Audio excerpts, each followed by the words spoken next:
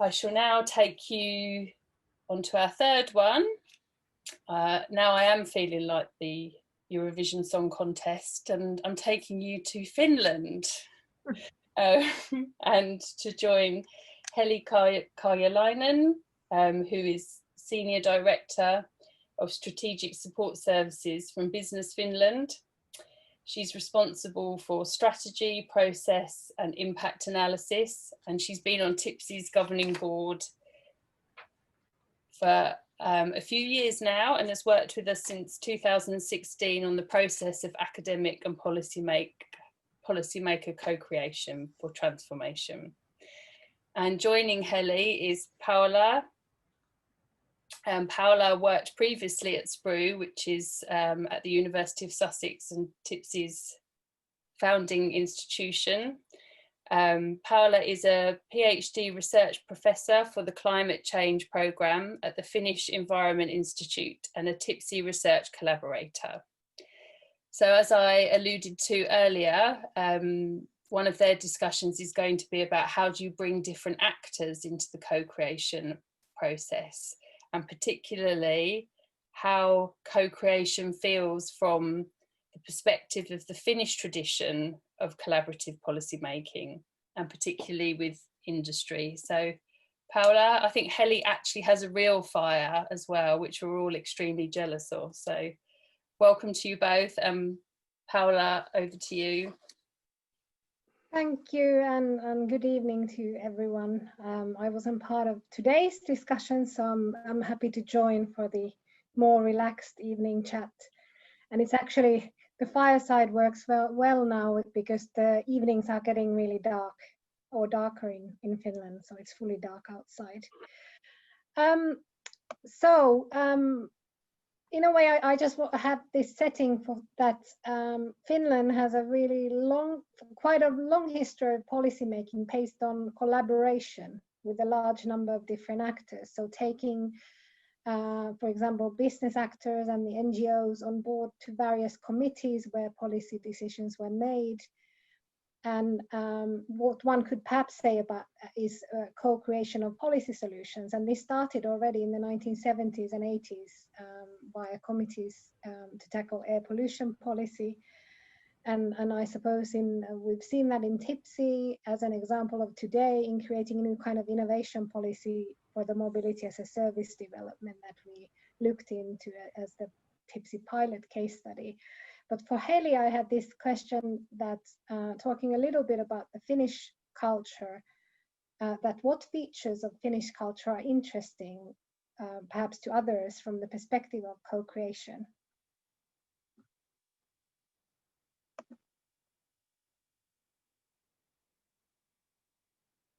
If Heli is still there.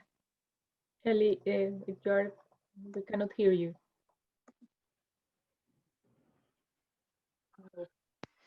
Sorry, I couldn't see that I was still muted. No, I'm not anymore. Sorry, there were two buttons on this.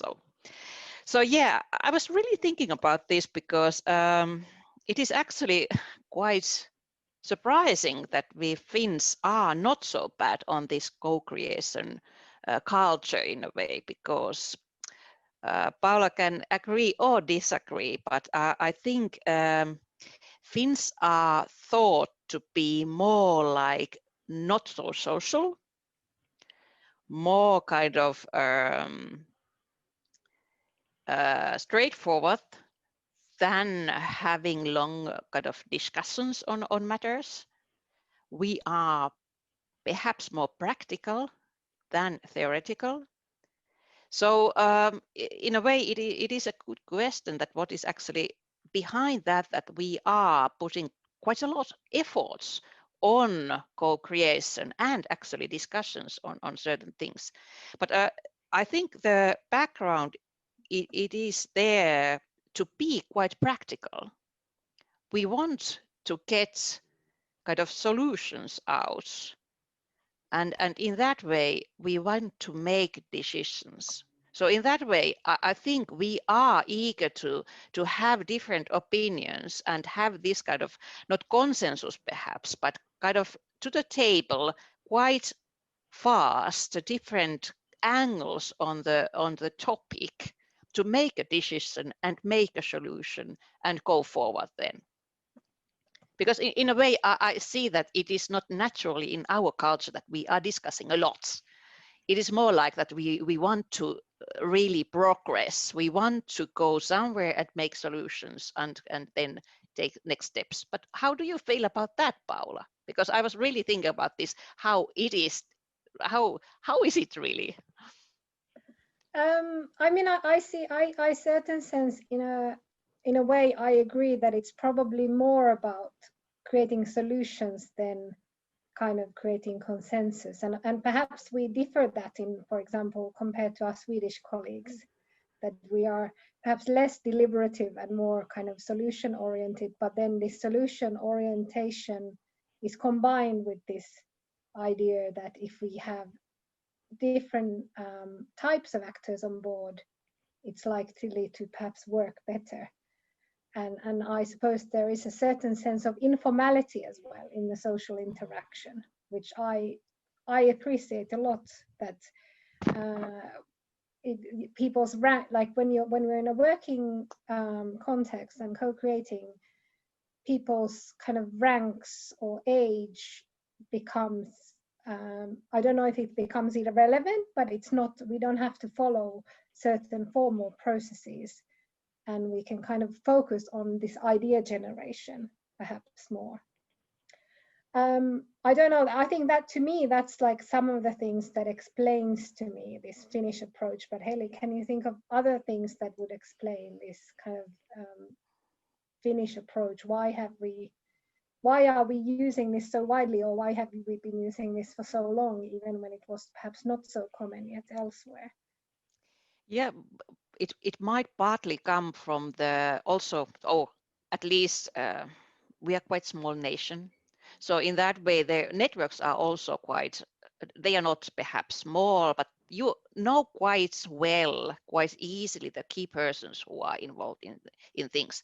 So actually it is quite simple to organize this kind of co-creation platforms for certain things. There are not so many people and not so many institutes and not a huge nation which should be kind of at the same table. There are few key persons usually from different, you can kind of pinpoint those organizations and networks you have to get involved to get the solution and go forward then. So I think that is a kind of plus thing for that. So it is easy to collect the right people to discuss about things.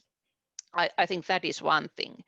And one thing which is perhaps not so kind of, could I say, positive, or it is something that which is perhaps kind of history even already now, but I think Finnish culture is still quite homogeneous. So there is not so many different kind of, we have the same history, we have short history as a nation. It is not, it's only a bit more than 100 years old, kind of our independence. And we had a war, and we have kind of this same, what is that when you have a your sukupolvikokemus, so the same experiences from your previous, from your grandfathers and so the culture is still quite kind of unified in a way, and that makes it more easy to discuss about things. So there is not so much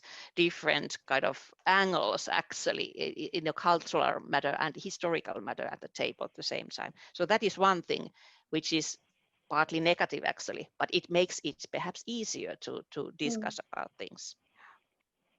But I don't know. Yeah.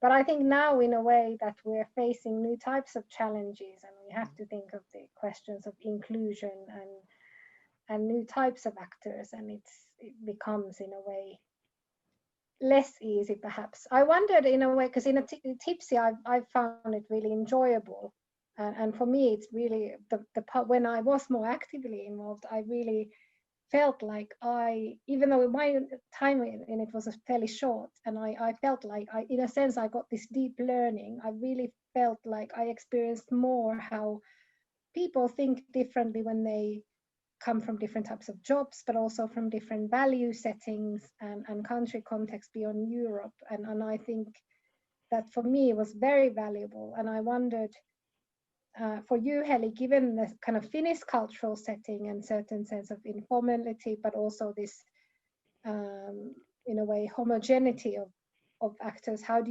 have you felt the co-creation within the TIPC community, or perhaps more broadly? Yeah, that has been really interesting, and it has been interesting also because of that. It's not. Sorry, guys, it's not only about Nordics, because that is something we have been working quite closely already earlier. In Nordic level, the cooperation has been tied in many could I say, many levels in a way. So this is more broad, and I have liked it a lot and enjoyed a lot. And I have also enjoyed, because actually I'm ecologist, so I have done research on hydroecology. So in that way, I have been researcher. Now I have been policymaker for 15 years. So I have seen also the both sides on that. But there are actually different sciences here. There are social sciences, historical sciences, innovation. So different in that way. And I'm coming from ecological, so biological sciences and environmental sciences. So that is also, which makes it sometimes a bit difficult. It is not so easy to follow kind of different science base when you are coming from different kind of paradigm from yourself, but it has spread my thoughts about innovation as well. I see it more broadly now. I can see kind of different application types, could I say, in different nations and in different topics, if we think about sustainability, for example. So it hasn't been easy to understand every time about the could I say, what is the target about certain activities, for example, or examples or tasks we have been practicing. So I have had to concentrate really on this in that way, but it has been eye-opening in many ways. So I can really easily follow, or it has been so interesting today to hear about Vinnova's and TIPC's more close cooperation, because I understand that very well, because when you are coming into real concrete thing and put kind of theory into practice and put practice to the theory, it is not so, could I say, it doesn't happen. You have to do it. So I fully kind of understand that. And I'm really, really proud of you, Vinnova and TIPC guys, that you have been pushing this forward, because I think this makes our lives easier from the other partners as well, because I think the application, in a way, you are the way for us as well. So in that way, this has been really a learning process. Yeah. Actually, relating to Ed's comment on the chat about the provocations, why greater diversity is needed, I wanted to end really with asking what you think, because we've noticed, everywhere, I suppose, we've noticed the more polarized debates in politics and social media, and this is certainly happening in Finland as well, with the rise of the far right, but also, I suppose, the general culture is changing to that direct. The discussion culture is perhaps more polarized. What do you see specific risks and challenges for the kind of co-creation either in Finland or in TIPC because of these latest developments? Yeah, not perhaps in TIPC directly, but in national politics and how it be kind of how it could affect to this could I say climate politics in Finland, for example. I see that it might slow down. So possibly the difference, even though that the diversity, I see that in general it's positive, but kind of polarized politics like we are living in many countries in Europe now, I think that is something which can really risk about the development we have thought. But at the same time, at this kind of, could I say, age, 53, I know that the world doesn't come really, and the Finland doesn't come kind of to the end, or it doesn't be ready to in any point when I'm living. So the kind of, there is a continuous progress and going back and progress again. So I wouldn't be so depressed about these anyhow. So I just see that there might come small backward kind of steps, but then we can move ahead again after that. Yeah, I think it's really about somehow, because we started off with this idea of I think the background we've had, this idea to look for practical solutions, and even when people are coming from very different angles, trying to find this, even if when you're not agreeing with someone, trying to understand why they're thinking the way they are thinking, and then trying to find a common ground. I don't know, Geraldine, I feel like we've used up our time, I'm correct. Yeah, and it's been a very engaging, interesting discussion, and especially one of the points that came out of our preparations for this discussion was the co-creation that needs to exist, not just between the academic and the policymaker, but the co-creation that exists between academic to academic and policymaker to policymaker. So Heli, her reflections on how TIPC has that transdisciplinary aspect and the value of that you've received from TIPC, that was really interesting to note.